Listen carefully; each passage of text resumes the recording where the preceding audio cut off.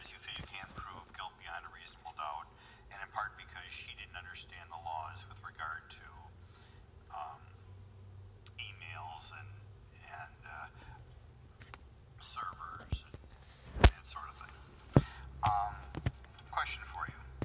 When she erased these emails, or no, I digress for a second. You, however, did say that if somebody did this under you, there would be consequences. If somebody did exactly what Mrs. Clinton did, but was one of your lieutenants, or you think one of the lieutenants under the CIA or some other agency that deals with top secret documents, what would you do to those underlings?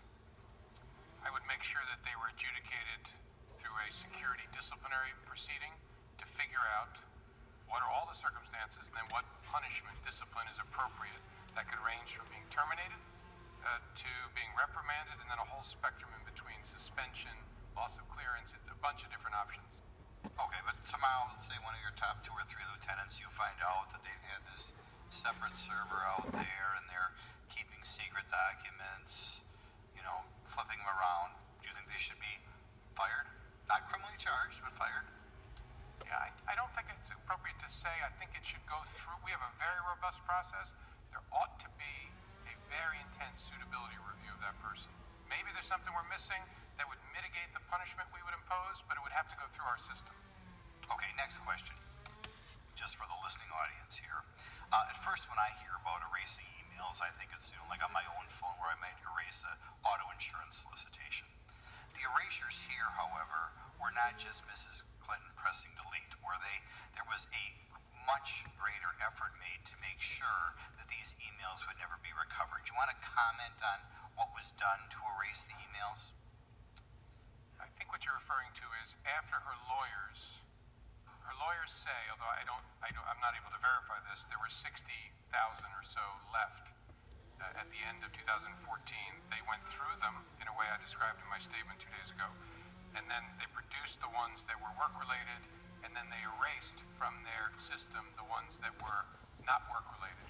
That was done using technical tools, basically, to remove them from the lawyers, from the servers, to wipe them away. Okay, so in other words, the effort was not just Mrs. Clinton or somebody went delete, delete, delete. They went above and beyond that so that your top technical experts could not get back at these emails, correct? Right, not fully. We were able to, by going... You recovered a few. Yeah, we could go through the lawyers' laptops and see some traces, but not fully recover them. Okay, now, the information that I have, and you can correct me if I'm wrong, implies that these erasures were done in December of 2014, after the Benghazi scandal broke, after there were questions about the Clinton Foundation. Did you ever come across why she allowed these emails to sit out there, even for years after she stopped being Secretary of State, but all of a sudden, as these other scandals began to bubble up, she felt, or her lawyers felt, that she had to erase them?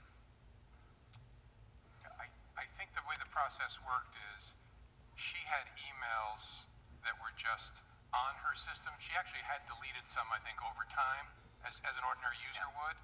And then the State Department contacted her and other former secretaries and said, we have a gap in our records. We need you to look and see if you have emails and give them back.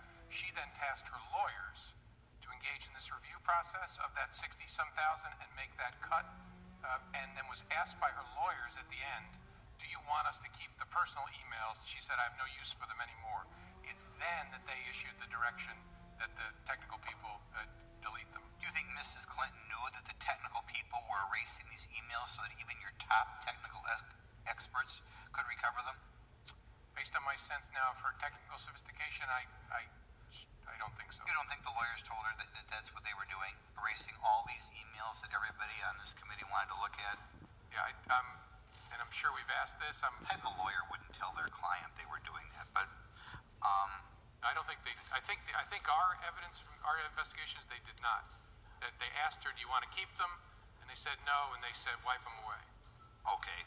Now, as I understand it, the goal was just to erase personal emails, but you've recovered emails that wouldn't be considered personal emails at all. Correct. Okay.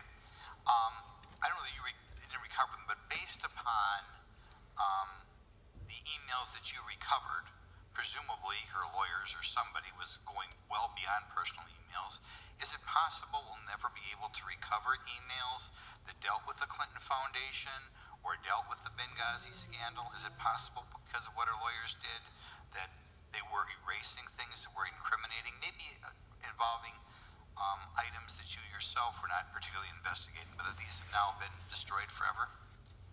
Yes, it's possible. As I said in my statement on Tuesday, we did not find evidence to indicate that they did the erasure to conceal things of any sort. But it's possible, as I said on Tuesday, that there are work-related emails that were in the batch that were deleted. I'm sorry, when you go to this length to make sure you can never recover the emails who are erased, wouldn't you think the intent is to make sure nobody ever looks at them again?